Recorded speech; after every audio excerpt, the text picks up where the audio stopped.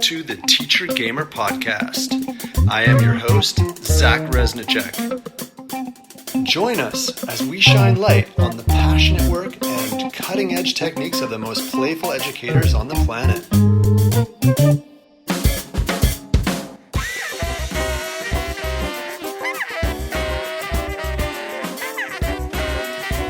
In episode 2 of the Teacher Gamer Podcast, we listen in on the Teacher Gamer Revolution 2021 Meetup. Joining us, Aaron Vanek, Mark Hoge, and Peter Jung, 3 professional teacher gamers who develop RPGs with great care to heighten empathy, expand social emotional life skills, and champion neurodiversity in their community and beyond.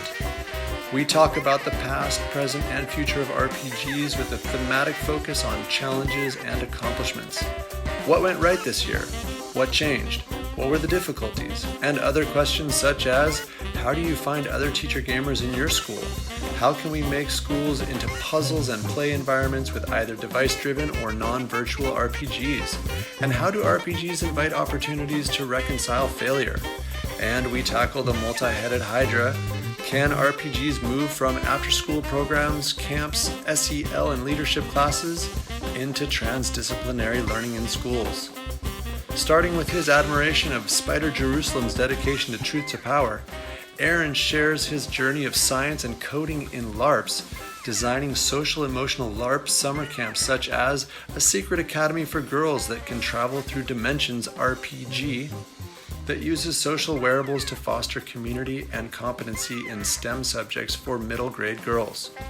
Bringing his admiration for Samwise Gamgee's loyalty and devotion, Mark shares his decades-long experiences running adventure LARPs and Renaissance camps, his personal quest to help teens sort through ethical dilemmas, how to generate age-scalable RPGs as an approach to guiding teens to stand up for themselves, to deal with consequences, and ultimately to make decisions that are win-win.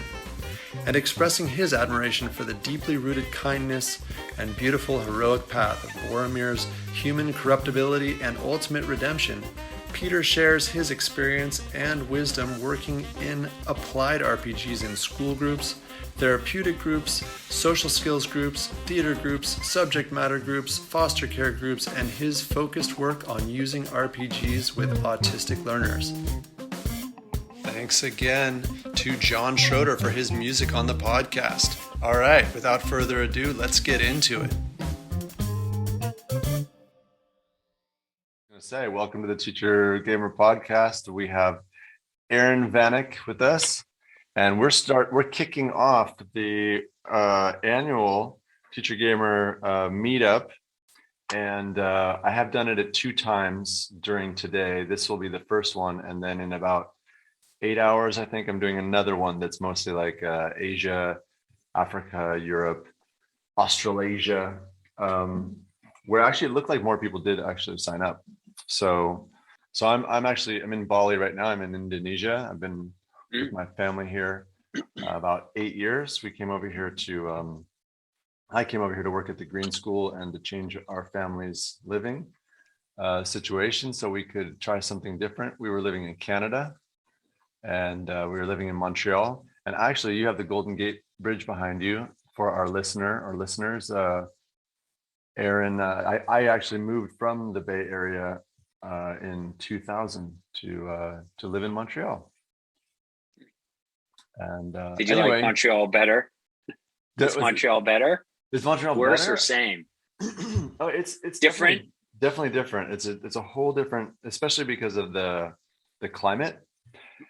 That's a major factor. So it puts you into heavy seasons, and it puts you into a winter submarine that lasts for about 5 months, where you really go down deep, and you can't get away from it. Where at least if you're living in the Bay Area, you could go south for heat and you can go north for more seasonal action. There's kind of no getting away from it when you're in Montreal. But at the same time, people really love to enjoy their spring and summer in a different way than in California, where there seems to be about 2 seasons. Mm-hmm. Yeah. Well, there's fire season, 2 weeks of rain, mud season, and summer. Those are at least the Southern California seasons. There you go. And let's just jump right into it. And the idea for me is to do a check-in. So anybody who does join us, I'll have them do the same. If you wouldn't mind, Aaron, just to give us a little bit about the background. And by the way, I haven't met you, so that's nice to meet you. And just if you could give us your full name and two words to say how you feel right now, without, you don't have to describe why, just like how you're feeling, and a piece of gratitude from your childhood would be lovely. And then lastly, a character who sticks out to you, one of your favorite story characters, and 3 inner qualities that you admire about them. That would be a nice way to kind of kick off a little bit. Okay. About you. Okay, there's a quiz coming up. Make sure I get these right. Was there something before 2 words? Yeah, I put it in. I'm feeling. I put it in the chat if that helps. I did not get this. I have to re-chat it. That sucks. Okay. Damn it. Yeah. Anyway, when people sign in, I'm not gonna see it. Right. Okay. No. I was gonna say whiteboard it. You can put it on a whiteboard. I was gonna do that. Or just put the chat. Yeah. No, the idea was your full name. I just threw it back up there. Oh, okay. All right. So my name is Aaron Vanek. Hi. How am I feeling right now? Getting slightly hungry and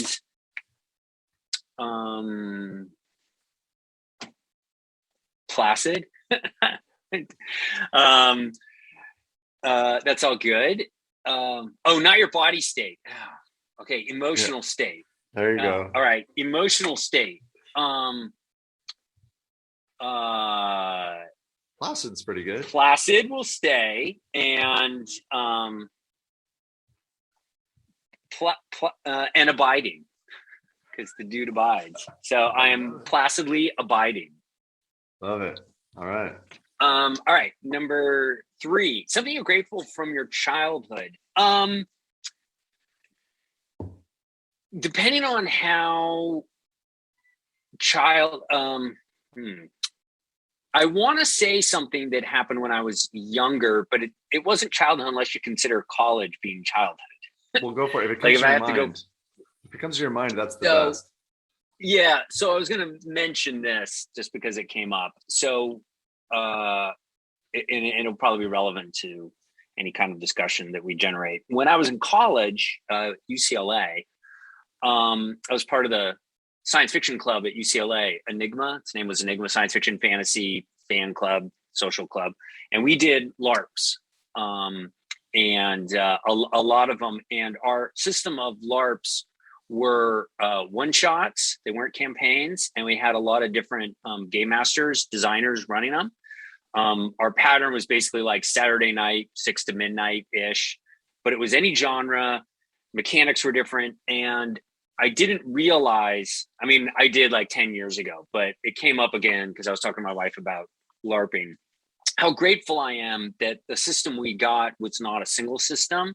It was different systems every time. So I was able to kind of get a whole bunch of different ways of doing LARPs, content, genre, mechanics, all these different ways of doing it, which impressed upon me the possibilities of LARP. And I wasn't locked into one system where I'm playing the same rule set over and over again. And I personally just am the renewed gratefulness that I had that, and there was no reason we did it, but just like, you run it now you run it. I think had a very good outcome and impression upon me and my future gaming and LARPing and everything like that. Okay, number 4. Name one of your favorite characters from a story and 3 inner qualities you admire in them. Favorite characters in a story. And epic fiction. I'm gonna go probably with a default because I have the action figure sitting here. Is Spider Jerusalem. from the Transmetropolitan comic book series by Warren Ellis and Derek Robertson. I think that's right. Which is basically Spider Jerusalem in the comic book series Transmetropolitan is a takeoff of Hunter S. Thompson. He's a real character that I'm fond of. I like Hunter Thompson's writing. And what I admire about Spider Jerusalem in the comic book series is basically dedication to the truth to power. I support that, taking on, the president in this case, that he has a desire to get the voice, giving a voice to a lot of people who are voiceless. So I admire that. And his way of channeling anger, Spider's way of channeling anger. Because there's a lot to be angry about, and I think he's able to channel it in good ways. And his use of swearing, his literary form. So I really enjoyed. I haven't read him in a while, but I really, really enjoyed the Transmetropolitan series when I read it. It was after it came out, but nice. But yeah. So I actually want to dig a little deeper because it's just the two of us here, and there's so we could go. This could be a huge conversation right here, but I'd love to hear, especially for those who have never heard of or don't know of or haven't explored Spider Jerusalem. When you say he has this way of channeling anger, what is that? So in the comic book series, Spider Jerusalem plays a reporter in kind of a cyberpunk. So if you think of like a cyberpunk genre, he's a reporter. So very similar to Max Headroom. If those of you are familiar with the Max Headroom TV series, but he's a journalist, written journalist rather than a video journalist as Max Headroom was. And there's a lot of abuses that still yet continue in that day and age. So there's a number of story arcs. It's a continuous story comic book series. I think it went 75 issues. I can't remember. It did end, but I'm going to say like 75, might be a little less. But there's a lot of things that would kind of upset Spider Jerusalem that he kind of looked at his pen, quote unquote, he's typing on a keyboard, but his pen is as a weapon and words as weapons, although there is violence in it and he would punch stuff. But the idea is how to channel words and language in such a way that it motivates people to change things for the better, or removing problems, like either awareness of a problem or possibilities of changing problems, or exposing something that was hidden. So it's an anger. Something would bother me and get really angry about it, but rather than necessarily doing a Weather Underground method of bombing them or assaulting someone, although that happened, or he'd use his bowel disruptor, he would write a story about it. And it was like, how can I use words, the English language in this case, to affect the emotions of people in such a manner that they, together are able to stop something kind of in a peaceful way. How you can shame, authorities into doing the right thing, or something like that. So it's how can we take this anger instead of internalizing it, but actually how he was able to bring it out. Now he had a column and he had the talent of assembling words in such a fashion that he could do that. So he's able to do that, and a lot of us don't. And so that's why there's a lot of people who get very angry about things in their lives and don't necessarily know of genuinely constructive, helpful ways of using, the talents they do have to make things better for them and for society. So I admire that. Nice. He did it. And he did it with swearing. So, it was funny. Nice. What other, there was an artist and a writer who made that series, and what other Warren. Go ahead, Warren.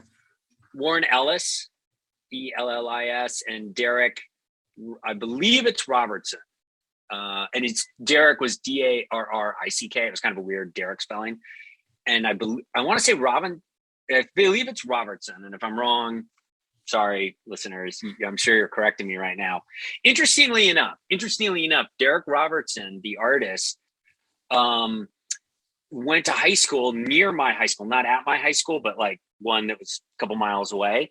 And he started a comic book, his own, that the local comic book shop that I went to published. It was called Space Beaver.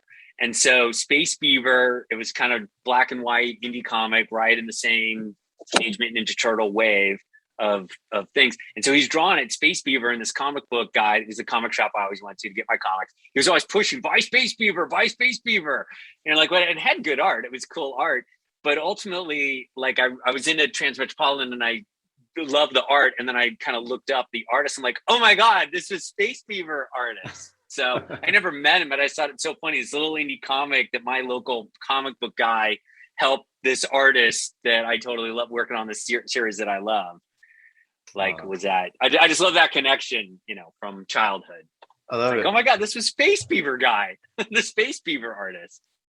And so the use of swearing in the Spider Jerusalem comic, is that kind of the same that all characters coming from what, Warren Ellis and Derek Robertson or who? I don't know if it was always it's team, adult. Okay. Sorry, they're adult, mature reader comics. It was under the Vertigo imprint of DC Comics, Transmetropolitan. So you just like the authenticity of the language. Yeah, I mean, it's not. It's the thematic things and stuff like that because it follows to what Hunter Thompson, right? Yeah, that's what I was going to say. Yeah, so it was following Hunter Thompson's sort of thing and dealing with, serious stuff.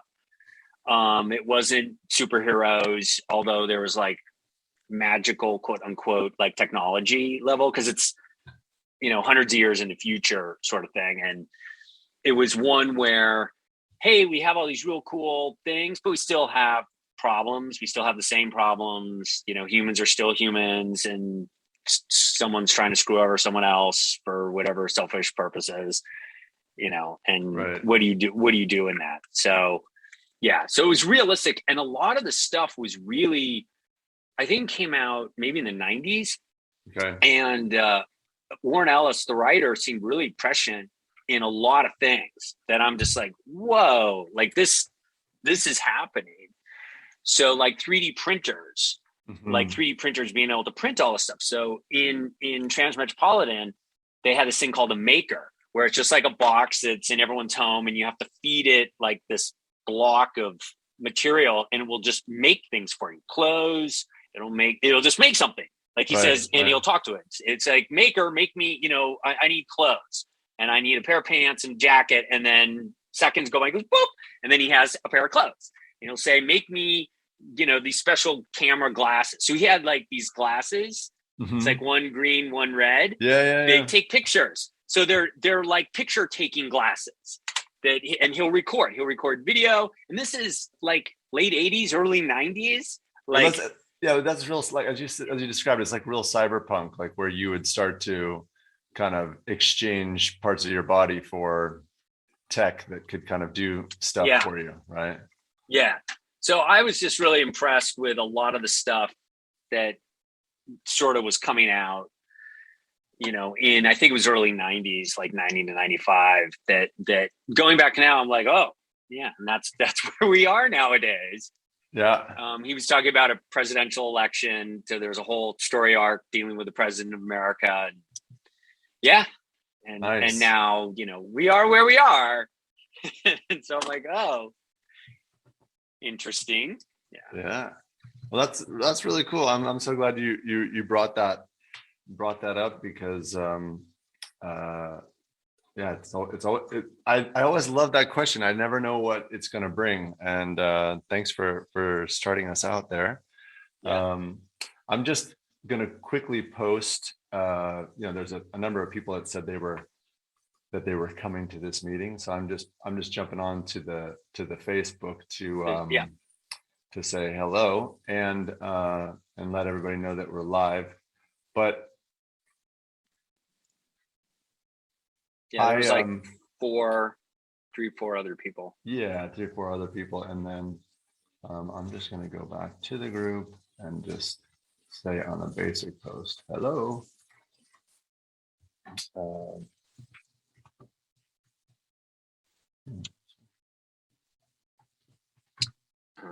Happening now. Yeah, 5 people going.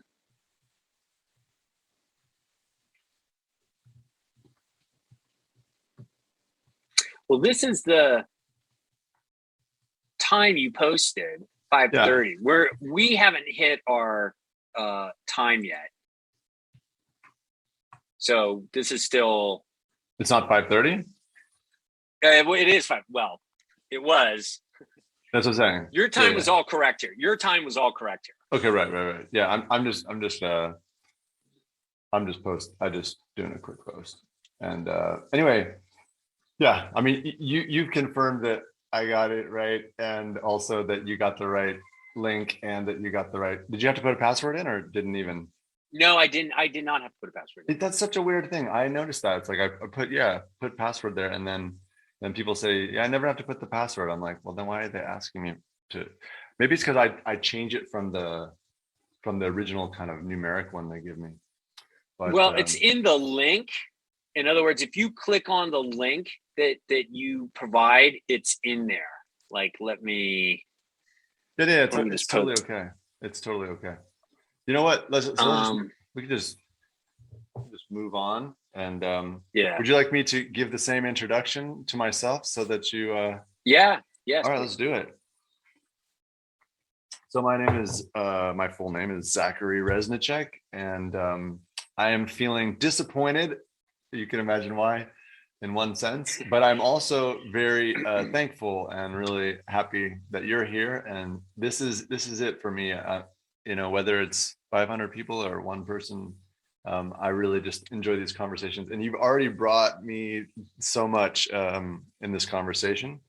And in my childhood, I'm grateful for so many things. My gosh, I think I'll just say for now, I'm really grateful for the patience of so many people, and especially my parents, but just the patience, that people showed me, because I don't think I was, actually, I think I probably am like, and have been like any child. We all want to learn and do things and figure things out. And maybe some of us are just less conformist than others, or we want to do it our way, or we're trying to figure it out. And so I really appreciate that patience. So many characters and so many stories that I love. I'm just going to go out on a limb here, because I don't think I've ever used this one, but Matt Cawthon from the Wheel of Time series. Are you familiar with the Wheel of Time? I haven't read it, but the TV show's coming out, or the movie's coming out, or something. Yeah, the TV show's coming, which has me really excited. So I'm rereading the series for the 3rd time, actually, and I'm on book 11. So it's a pretty massive session, and book 11 has got a big part with Matt in it. And yeah, whether you know who he is or not, he's a kind of rogue character, let's say. And what I really like about him is he's his qualities I like about him is that he's irreverent. He's got a kind of nobility to himself, or he has, how do you say that? He has a code. He's sticking to some kind of a code. He's not, and yet he takes a lot of chances. He believes that he's stuck in paradox constantly.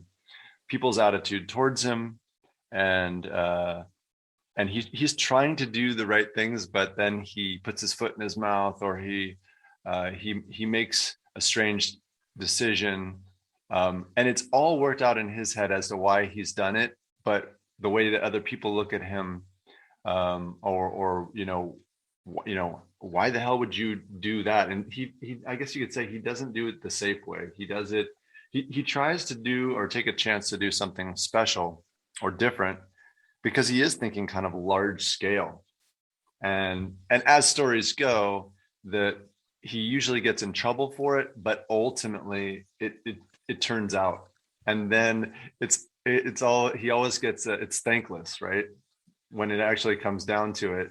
And this is classic story writing and pretty good story writing at that, is that, if he hadn't done it the way he did it, a whole bunch of great things wouldn't have happened. But along the way, it affected a number of people in perhaps a negative way, so that when it comes down to it, no one comes and thanks him for it. And so he's constantly in this position of, man, I went through all this to try to make that happen, and no one really sees that.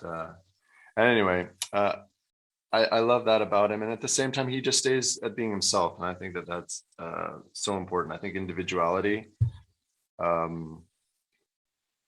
he's flawed. Yeah, I like how he's flawed, and he keeps going. I think there's also the other thing is that he's dedicated to his friends, and he keeps going. He doesn't let things get him down. Mm-hmm. And yeah, he's like for that he has a consistency and a persistency. I don't know, is persistency a word, or can we just say persistent? Mm-hmm. Persistence, yeah. I like persistency. That's interesting.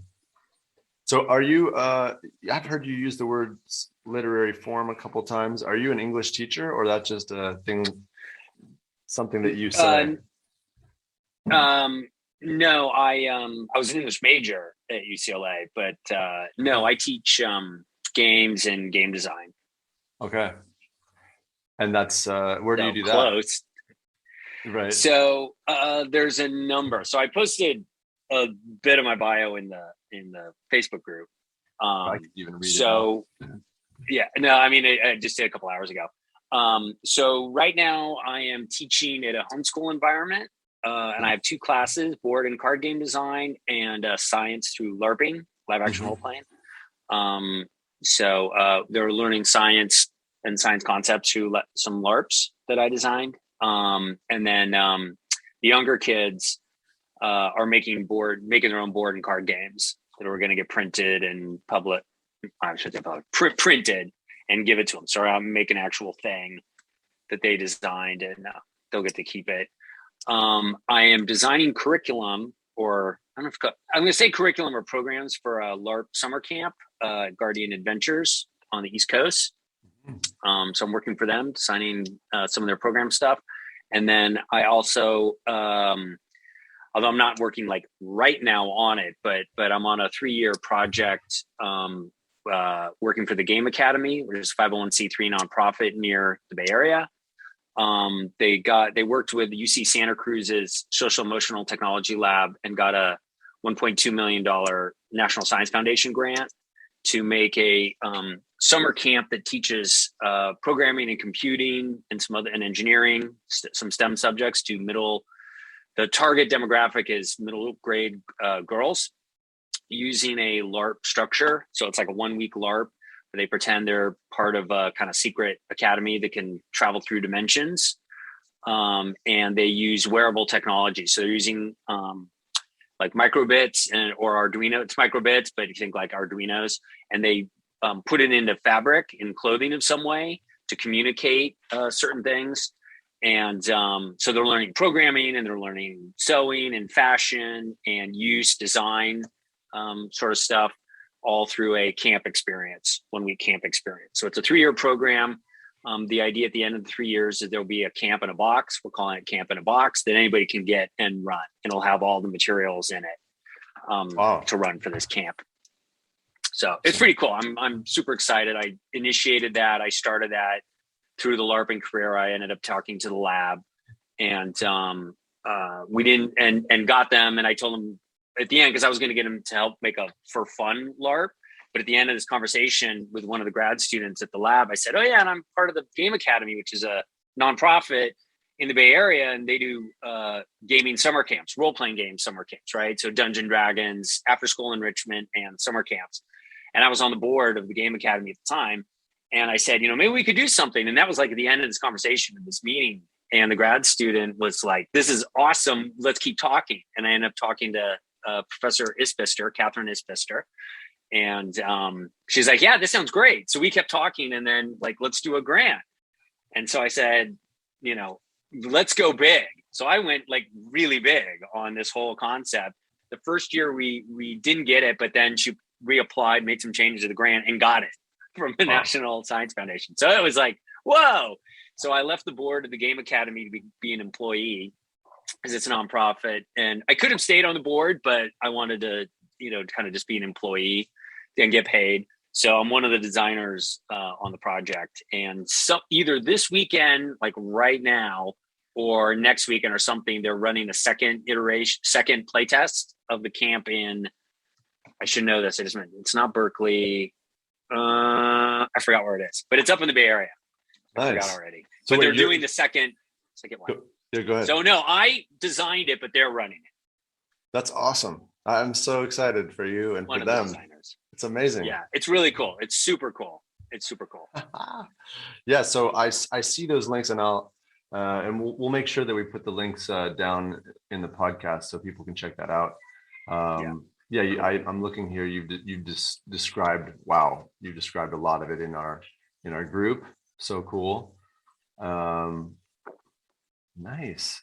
I'm thrilled to be meeting you and to hear about this, because of course this is such a amazing new direction to be going, and right at the time that, and you're looks like you're doing a lot of tech stuff, which is interesting, because there's one part which is keeping things maybe more organic, tabletop, outside, building with your hands, and then you have these like wearables, coding, a whole other element. How do you feel about the difference or the blending between tech and more, let's say outside and just old skills, old crafting?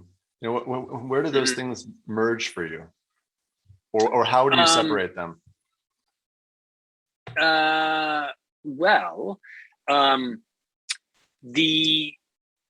In general, when I'm teaching, one of the things I like to do is I don't want to do is compartmentalize subject matter, so that the tech and the history and language all go together. And crafting, to me, it's more like topic or story, narrative based, and then all these things, all these subjects in schooling, or at least in education, become part of the narrative. And so the blend on that is that tech can help facilitate the crafting and skills, crafting skills and communication between people, and empathy between people, and understanding of yourself. It can help or hinder it. And I've found a lot of times that when you divorce these things, that's like tech is just tech for tech's sake, or math is math for math's sake, or science is science for science sake. Many times, for a lot of people, they lose interest if it's not attached to emotions. And so one of my sound bites that I frequently say when I use LARPing for education is that when emotional baggage is attached to facts, the retention is better and the understanding is better. And so my job as an educator that I'm trying to do is attach emotional baggage to the things that they learn. So for example, one of the first LARP I ever designed was Star Seekers, and it was for a 6th grade class, and they were on a spaceship, and they would be learning math. And the idea was to try and have the students remember fractions or decimals, whatever they had to learn in their 6th grade math, not because the teacher told them and gave them a test and a quiz, but because they used it to save the ship from whatever crisis, the narrative, the fiction, so that you use the math in a fictional setting and it doesn't become abstract. Some people get into that. Obviously, some people totally just love the numbers and manipulating numbers, but a lot of people don't. And so I feel that, crafting things and making things, stories, even if it's a story, if it's not an actual physical thing, but you're making a story through a character's interactions, help give you a motivation for learning the science or the math or whatever the tech is, if you want to call it that. I think you'll retain it better because you have a reason for doing it. You did this for a reason, not I made it because this was, the homework assignment, something like that. Sure. Does that answer your question? I'm hoping that answers your question. Kind of. I could try again. No, it answers it. It answers like something else that's important to me, which is like what's motivating about working with role-playing games in education. But I'm also just wondering about the more specific thing I'm asking is, there's a lot of tech in schools, or there's a push. When I go to an education conference and I go through the hall of stuff and people and programs and toys and whatever, there's one set of booths that's usually for the primary school that's like all these wooden toys and really earthy things and real experiential and smells and tactile. And then when you start moving up into secondary or into middle school, it's like computers, programs, apps, and there's a kind of, it sort of disappears. And there's all these people, you got to get this and you got to download that, and it's connected with this program. And what I feel with RPGs, and a lot of reason why kids come to work with me and parents send their kids to me. My workshops are 4 hours, they're generally 4 hours at a time. And it's because we're not on the computer. There's just no computer, right? There's a computer there, and what I actually have, I have a computer hooked up to a larger screen, and it just has a background of pictures that I've taken over the years, and now it's many years of just people playing and doing whatever they're doing, terrain building, LARPing, foam sword battling, tabletopping. And that just is on a slideshow so that they see themselves and they see others in different things. And then if we really have a question and we want to go ask, Miss Google or whatever, or, want to search something up and look at something, it's there, but it literally it's over in another room, or it's like in the same room, but an extension. And otherwise we do everything without, no phones. No, it's kind of tech less. It's an opportunity to really unplug, right? Yeah, it's a real, not virtual, is what it sounds like. It's not in front of a screen into a virtual world. Absolutely not. As much as right. Yeah, it's go outside. It's make something, literally like terrain build and make things. I have Mark coming in. Cool. Let's get somebody new in here. I'm gonna have to head out at 6:30. Okay. For sure. So nice. Well, if it'll continue. Yeah. We'll see. Yeah, we'll see what's going on. Hello, Mark. Hey there. Sorry I'm late. I was attending a memorial for a dear friend.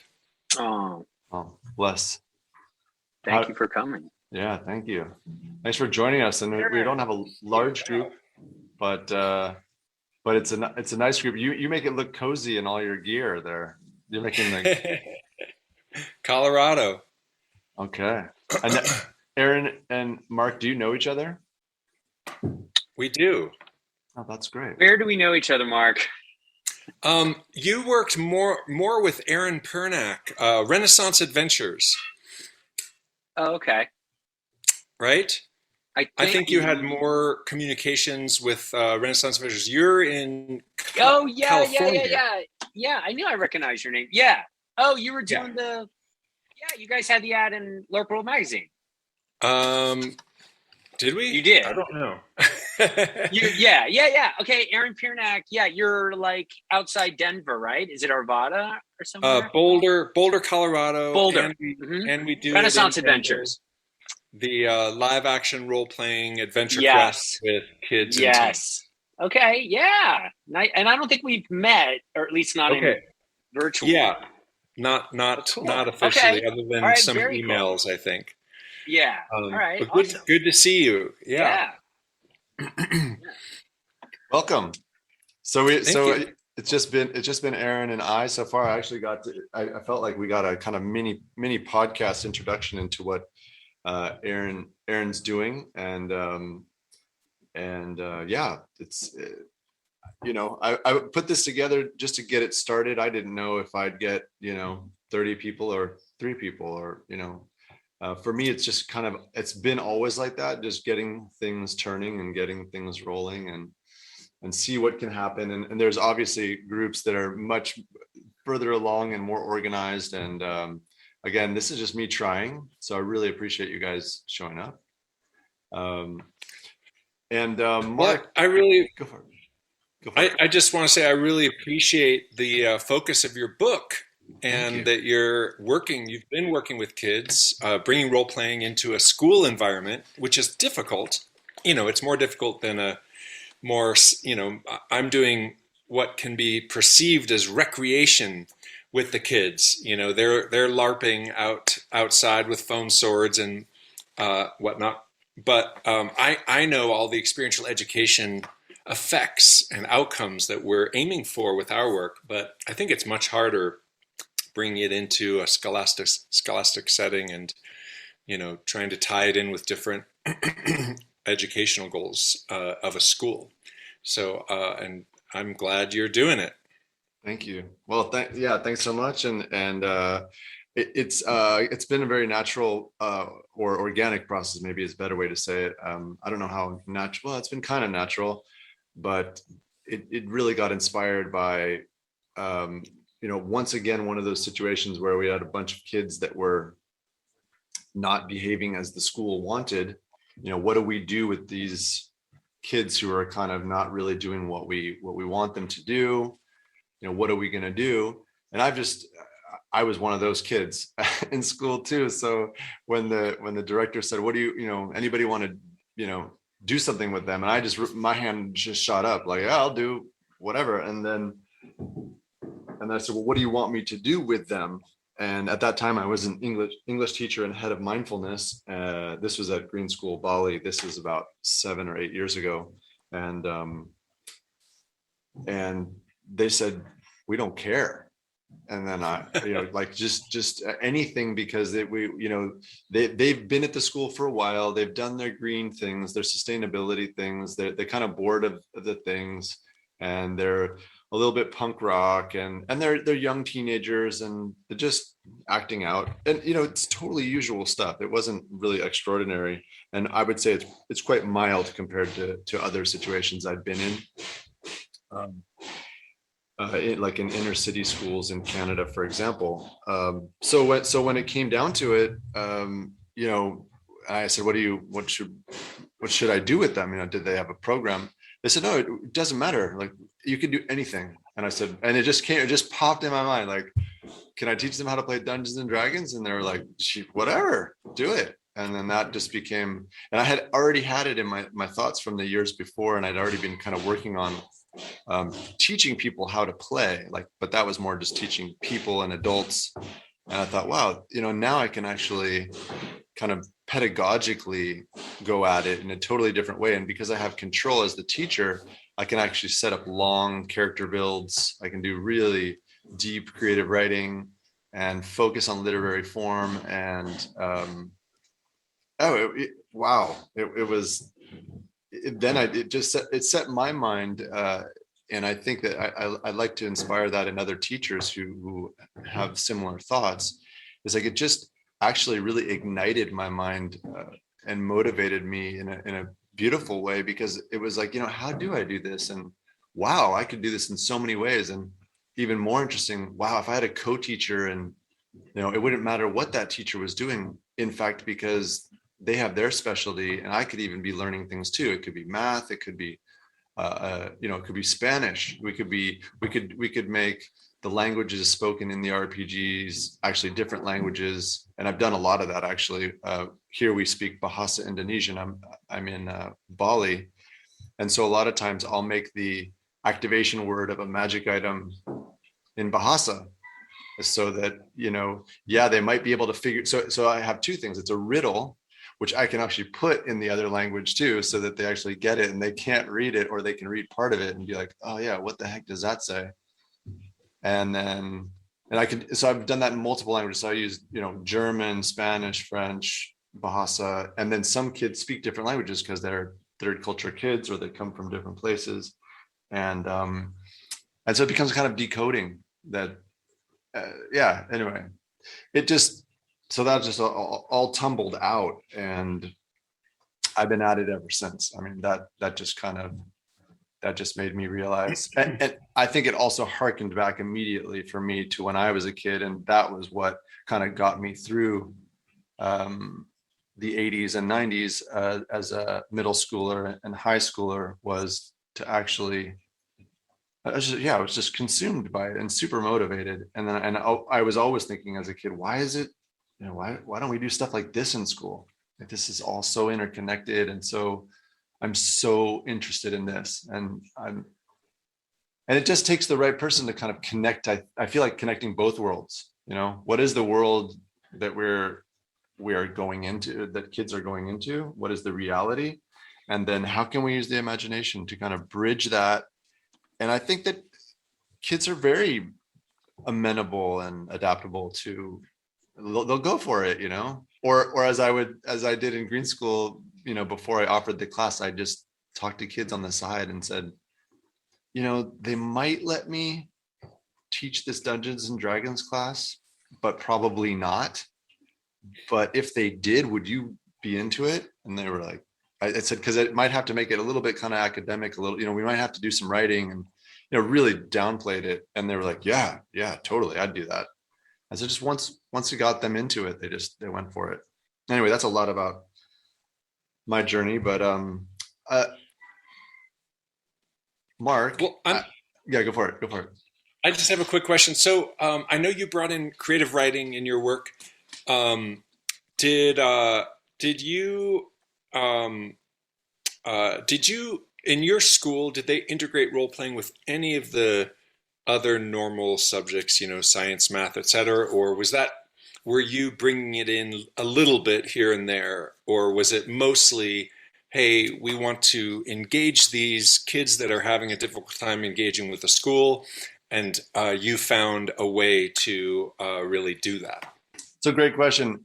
Originally, it was that. Originally, it was like, we need something that gets these behavioral people to do something. And it's a little bit like mindfulness, instead of bringing mindfulness to everybody, it's like, well, let's give it to the people who are, having trouble focusing and whatnot. But it's really something for everybody.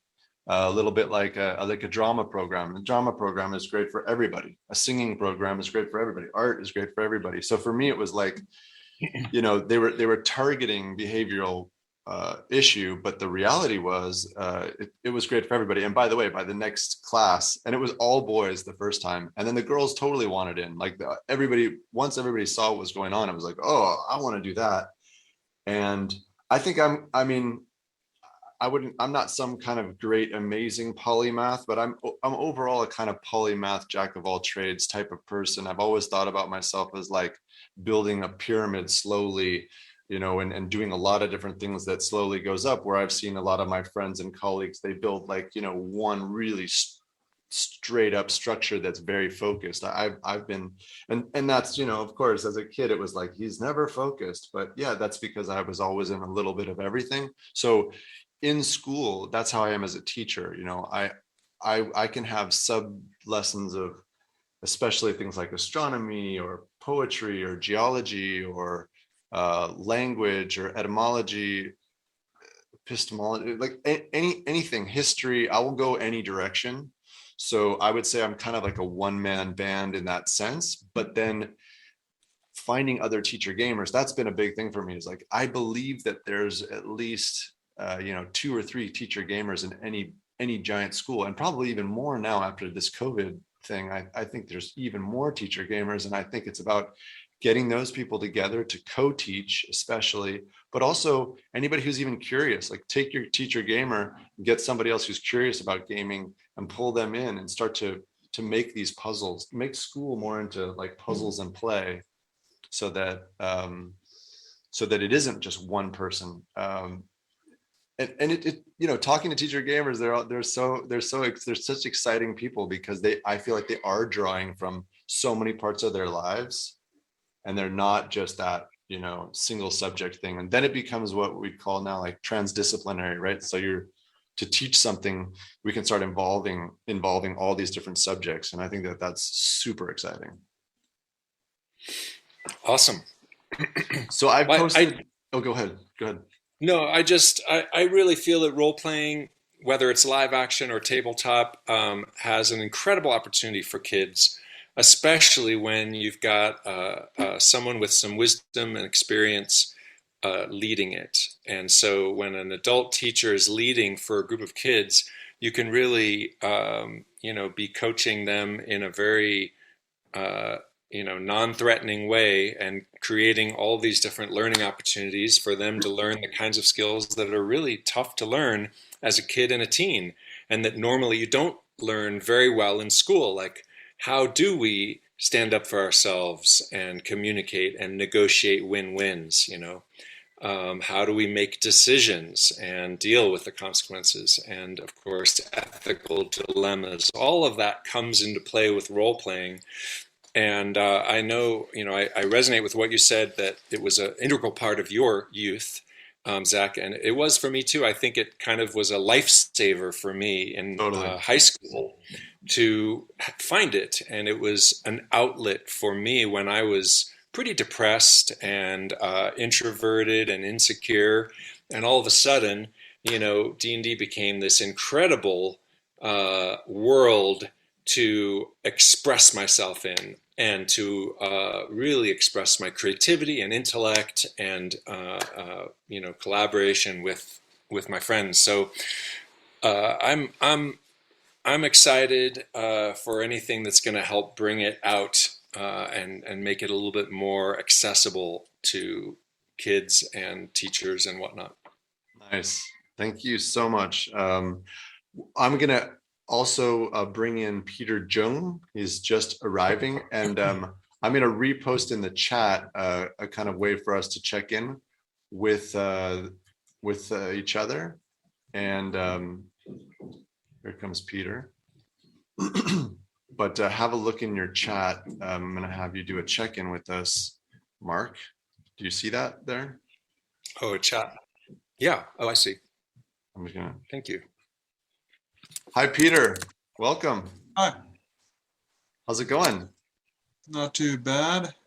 I'm going to direct you to the chat just a little chat thing where we're going for a check-in, so we get to know a little bit about you as you come into the zone. This podcast has been broken into multiple parts to make the download faster. You have reached the end of a part, but not the end of the complete podcast, so please check your library for the next part of this podcast.